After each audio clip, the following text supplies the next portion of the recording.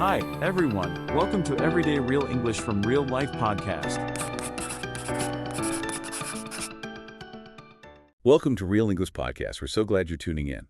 Before we jump in, if you enjoy what you hear today, please take a second to like this episode, subscribe to the channel, and maybe share it with a friend who's also learning English. It really helps us out.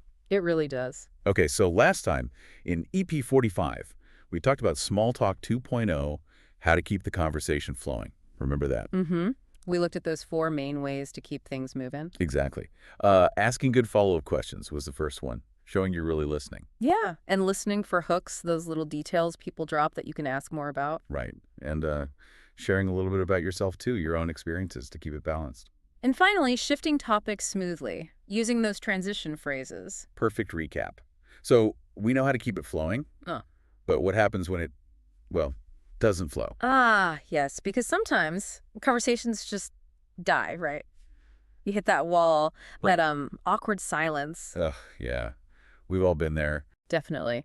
So today, in EP.46, we're tackling exactly that. When small talk gets awkward rescue phrases that save you. Rescue phrases. I like the sound of that. Yeah, we're going to give you some really simple, effective little phrases. Think of them like lifesavers for those uncomfortable moments. And don't worry, we know you're learning, so we'll keep the vocabulary simple, use shorter sentences, and speak nice and clearly, especially for the key phrases. Great. So let's start with understanding these moments. We've all felt it, right? Sitting there, the conversation just hits a dead end, and it feels, awkward. Totally. It's a universal feeling. But the first thing to know is that these lulls, these pauses, they're actually really natural. They happen all the time. Okay, that's reassuring. It's not always my fault then. Not at all. But it helps to know the signs that things are, stalling out, that an awkward silence might be coming. What should we look out for? Well, sometimes people start repeating themselves, saying the same thing again, maybe slightly differently. That's a redundancy. Yeah, I've noticed that. Or the answers get really short, like one-word answers. Good. Yeah. Okay. Less energy behind them. Okay, makes sense. And the pauses just get longer. The gaps between people talking become noticeable, longer pauses. Right. You start counting the seconds. Exactly. Also, watch people's eyes. Do they start looking around the room? Wandering eyes can mean their mind is drifting, looking for something else. Or maybe checking their phone. Or glancing at their phone, yeah. That's a big one these days. And sometimes you get that kind of forced laugh, fake laughter to fill the space. Oh, yeah, that slightly uncomfortable chuckle. Mm-hmm. Those are all clues. But the good news, like you said, is it's not a failure. It's just a moment. And the even better news is you can rescue it. Phew. Okay, good. Because those moments can feel pretty rough. Yeah. So how do we rescue them? You mentioned rescue phrases. That's right. Think of them as little bridges, ways to gently move from the silence or the dying topic onto something new. Okay, let's unpack this. We need these little bridges in our back pocket. Exactly. And the key thing is, these phrases weren't about saying something brilliant or clever. Not at all. They're just about creating an easy path forward, keeping the dialogue moving, and honestly, just having something ready to say makes you feel more confident, which helps too. Confidence is key. All right, let's hear them. What are these magic phrases? Okay, let's go through them. We'll say them slowly. First up, anyway. This one is great for when a topic has clearly finished. It's a polite way to signal, okay, moving on, like that was interesting anyway, and then you add something new. Okay, simple enough. Anyway. What's next? Next, so tell me. So tell me. This is like opening a door for the other person. It invites them to share more, maybe about something different. So tell me about your holiday, or so tell me what else is new. It puts the focus back on them in a friendly way. Nice. I like that one. So tell me. Then we have, that must be. That must be. This shows empathy. You're reacting to what they just said. If they say they went swimming, you could say, oh, that must be refreshing. If they say they worked late, that must be tiring. It shows you're listening and imagining their experience. Showing understanding, that must be. Okay, another great one. Speaking of. This is brilliant for connecting ideas. They mention something, maybe the weather, and you use that word to link to a new related topic. Ugh, this rain. Speaking of rain, did you see that movie about the storm? It makes the shift feel really smooth. Like using their word as a bridge. Clever. Speaking of.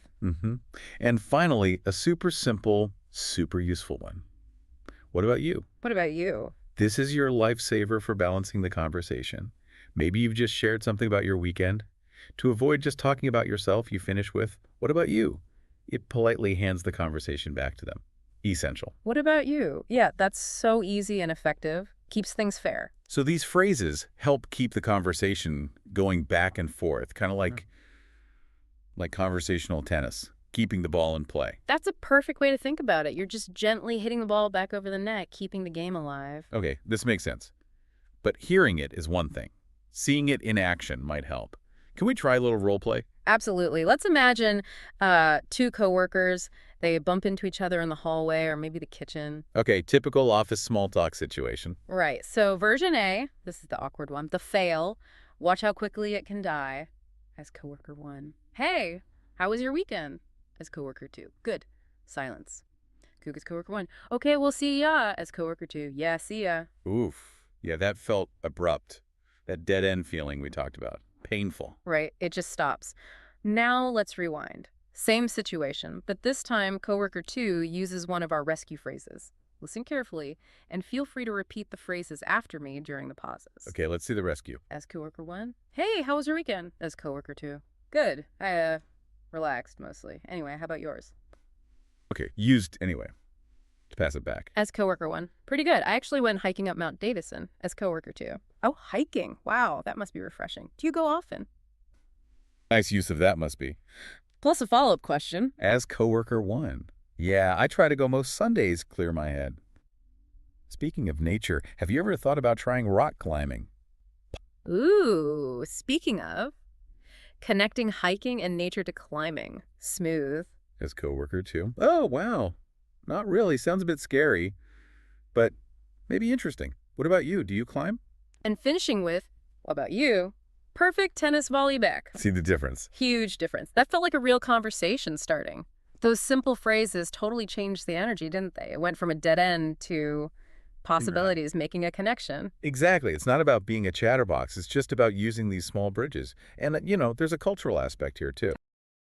Well, in many English-speaking cultures, long silences in casual chat can feel a bit uncomfortable. It's not necessarily bad, but using even a small phrase to keep things moving, it kind of signals that you understand the social flow. It shows you're engaged. Right. It's like saying, hey, I'm participating here. I want to connect. It's not about being the most interesting person in the room. Not at all. The goal is just connection, finding some common ground, making the other person feel comfortable. Okay. Are there any other phrases like these? You mentioned those core 5. Well, another really useful one, kind of related to speaking of, but a bit more personal, is it reminds me of. It reminds me of. How does that work? It's a great way to transition from something maybe a bit general, like the weather, to something more interesting or personal. So someone says, it's so rainy today. Instead of just, yeah, you could say, yeah, it reminds me of this trip I took to Scotland once. It rained the whole time. Or it reminds me of that cozy cafe downtown, perfect place for a rainy day. I see. So you're linking their comment to a little story or thought of your own. Exactly. It opens up a new path for the conversation, shares a little piece of you, and invites them to react to that. It can lead to much deeper sharing. That's really helpful. So what this all boils down to is you, the listener, now have these simple but powerful tools. You can spot when a conversation is stalling, and you have ways to gently guide it somewhere better, somewhere more comfortable and engaging for everyone. Precisely. You're not helpless in those silent moments. Okay, let's unpack this one last time. It's your turn. We want you to practice. Yeah. Let's give you a little challenge. Okay. Imagine you're chatting with someone, maybe at a party or coffee break. They say, I tried that new cafe on Maple Street last weekend.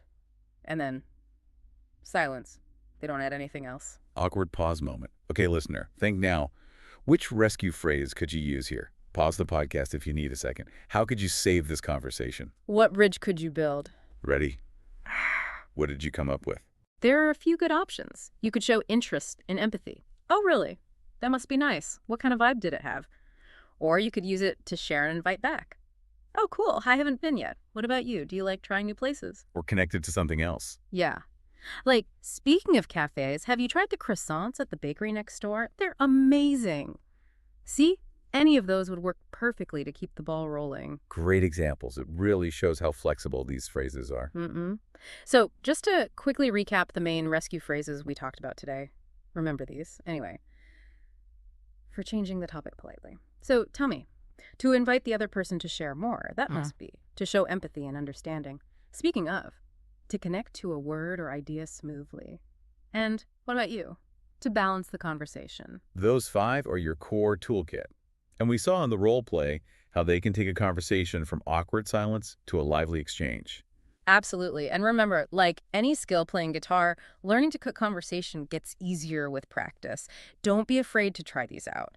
The goal isn't perfection, it's just making conversations a little easier, more enjoyable, and building those connections. Well said. So don't freeze in those awkward moments. You've got this. Use these rescue phrases, keep your conversations flowing, and go make some new connections. And please, one last time, if you found this helpful, like the episode, subscribe to Real English Podcast so you don't miss our next deep dive, and share it with your friends. Keep practicing, keep connecting. We'll see you next time. Want to practice these phrases? Download your free PDF guide to review vocabulary, role plays, and quizzes. Find the link in the description and pinned comment, and feel free to share it with friends. Like and subscribe for more English tips.